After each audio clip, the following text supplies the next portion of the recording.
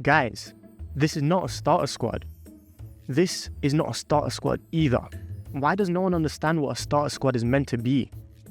So I've been meaning to make a starter squad / cheap beast video for FC26, but while doing research for the video, I kept coming across people showing outrageous teams and calling them starter squads.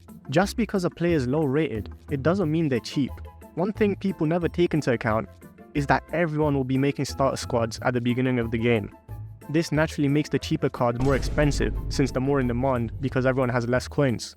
Yes, it's true cards like Murillo and Rashford do fit that starter squad criteria in terms of the stats and overall, but these cards will be so in demand that the price isn't even going to be remotely worth it.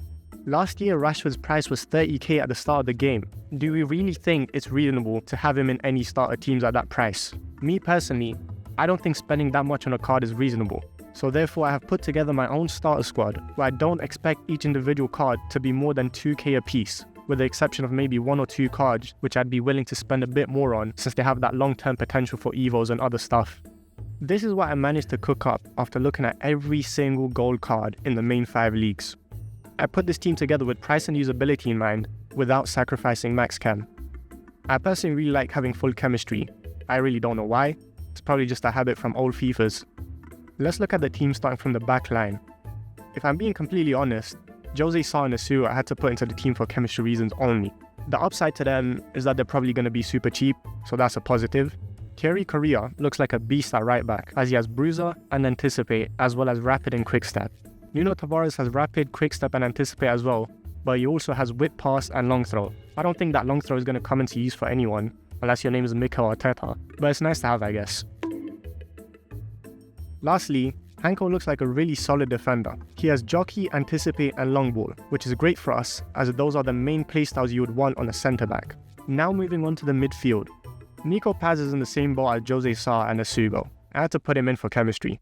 However, that doesn't mean he's a bad card. He has decent stats and even has incisive pass, technical and finesse shot on him. He's mainly going to be the one to carry the ball forward in my midfield, and I also doubt he will be any more than 1k at the start of the game. Next, Stash. He looked like a decent defensive type player in my midfield. He's got quite a few nice playstyles like Relentless, Bruiser, Intercept and Aerial, so he's a bit of a sleeper card if I'm being honest. Lastly, the card I'm not too sure about, Matheus Nunes. He seems like a super nice box-to-box player with good pace, but he has no playstyles except press proven. I haven't been able to play the beta for FC26, so I currently have no idea how important it is to have playstyles, but I'd imagine it would be quite crucial. The positive about Matheus Nunes is that he looks like a really nice card to evo, since he can also play right back and right mid. He kinda gives off that FC24 Marcos Llorente vibe. Now onto the main attraction. These are the fastest attacking players I could find that no one has been talking about. I feel like these are the definitions of cheap beasts. Let's start with Simeone. His only playstyle is rapid, but he has some really decent base stats and obviously the high pace. Initially I wanted to go with Pedro Neto, but I feel like he's going to be more hyped up and expensive because of Premier League tax, and he isn't that much better than Simeone. At right wing I went with Kuhn. His main selling point is that 5-star weak foot, which is really nice. Besides that, he only has technical and quick step as his playstyles, but his base stats are surprisingly decent. Lastly, Shade seemed like a really cracked card. He has 6 playstyles, but the standouts are rapid, quick step and aerial. His base stats are also pretty decent, and there's not really anything to complain about. With all of that being said, I don't expect this team to cost more than 25k, which I feel is a reasonable price for a day 1 team. My early game philosophy is to spend as little as possible on the team so I can use more coins on trading. That way I can reach those top end cards sooner, but I'll touch more on my trading strategy at the end of the video. Now if you aren't a fan of my starter squad, I've got you covered. I really wasn't joking when I said that I looked at every single gold card in the main 5 leagues. I even looked in the main female leagues too, as well as the Saudi and Portuguese leagues. After all of that, I have put together a list of all the noteworthy cards which seemed usable and cheap. It will take too long for me to show you every card in this video because there's over 70 of them, but I'll have a link to the list at the top of the description so you can check it out yourself if you want to. At the start of FC26, the first thing I am going to do when Web App Access comes out is spend all my 2000 points from Ultimate Edition on tradable packs. This will really help me get a coin boost early on so I can have a head start with trading.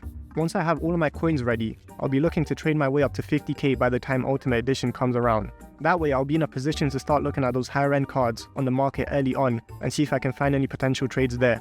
The first buying opportunity of the year will be squad battles on Sunday, where we will see some packs open, but not too many since only the people with Ultimate Edition can play at this point. I'll look to grab some sought after players particularly from the Premier League, so I can flip them as we go into the week. At this point, I'd consider the super early game to be passed and be looking to upgrade my squad to something higher rated so I can compete in rivals more easily. I'd probably look to shift towards a female squad since female players tend to be more value for money. From here, I am pretty much just going to be trading and looking specifically at cards with playstyle pluses or role plus pluses, since these are going to be pretty scarce early game. Another thing I'd like to keep an eye on is cards with new playstyles or playstyle pluses, because we all know how bad EA is at balancing, and I have a hunch that these new playstyles might be a bit broken. One last thing to consider is SBCs, and specifically player SBCs. At the start of the game, if a nice and cheap player of the month comes out, it would be a great investment opportunity, since this is a way for people to convert their spare untradeable cards into something usable, which could potentially shift their team and force them to buy new cards, which would link to the new player. We saw this last year with the Marcus Thuram SBC, as the Bremer Gold card went from 25k to 70k.